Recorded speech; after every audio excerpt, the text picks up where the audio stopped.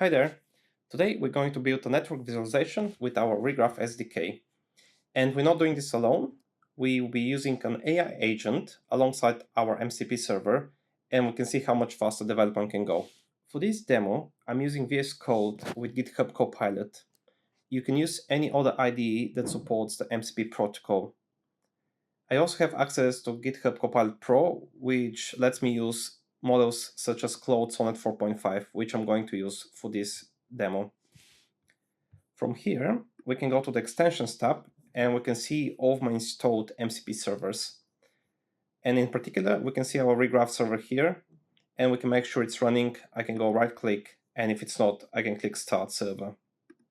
The server also gives our AI access to the full ReGraph documentation, code examples, type definitions, and provides accurate results without me needing to dig through documentation. Let's look at our data. We have a simple JSON representation of email exchanges between individuals. Each node represents an individual with a name, email, company, department, so some metadata about them.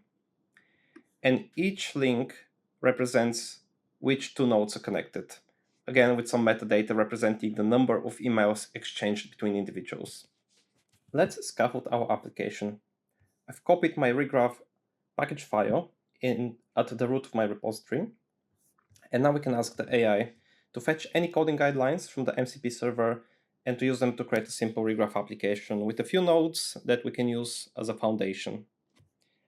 From time to time, the AI is going to ask you for permission to access any of the tools on the MCP server, so you can just click Allow. We can see that the AI has finished with this step, and you can go through the tool calls that it has made. It has done a few things. It has used Vite to install a React application and to install the ReGraph package as well, which is again based on the guidelines and documentation that the MCP server has provided. And also at the end, it has just run the application so we can open it and see how that looks. And refresh. And then we can see our simple ReGraph application. We have two nodes here, and we can use this as a foundation to add features to our application. First, we're going to ask the AI to import our real data and substitute the two dummy nodes that we have. It has completed the task, so we can go to our browser and see what has happened. And we can quickly see that we have our data now loaded into the graph, and we can see all the items that we have. We can also use the MCP server to ask questions that can be found in the documentation. So for example, we can ask, does ReGraph has support for icons or images? And if so, use an icon library to put some icons on the nodes. So let's do that. So we're going to ask ReGraph, do you have images? Can you put icons on the nodes? And if so, please put some. We can see now that ReGraph comes back and says, yes, we do support images and font icons on the nodes, so you can continue and implement that feature. All right, so now that's done. So let's see how that looks in our browser. We can see that we have now icons added to our nodes, and we can continue improving this from here. Next, let's say we want to size nodes based on how many connections they have, and to do that via toggle on the chart. So we can use ReGraph's built-in graph centrality algorithms, but we can let the AI handle that.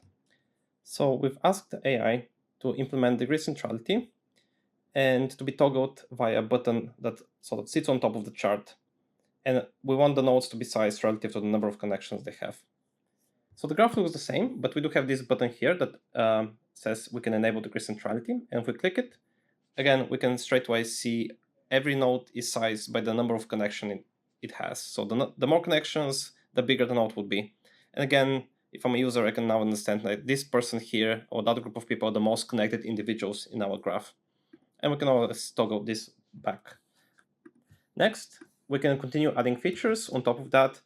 So we can ask the AI if they can implement another feature that uses some of the algorithms provided by ReGraph. So what we want to do is to use the neighbor selection. So I want to highlight a specific node that we select and also highlight its immediate neighbors. So we can just ask the AI to do this and see what the result is going to be.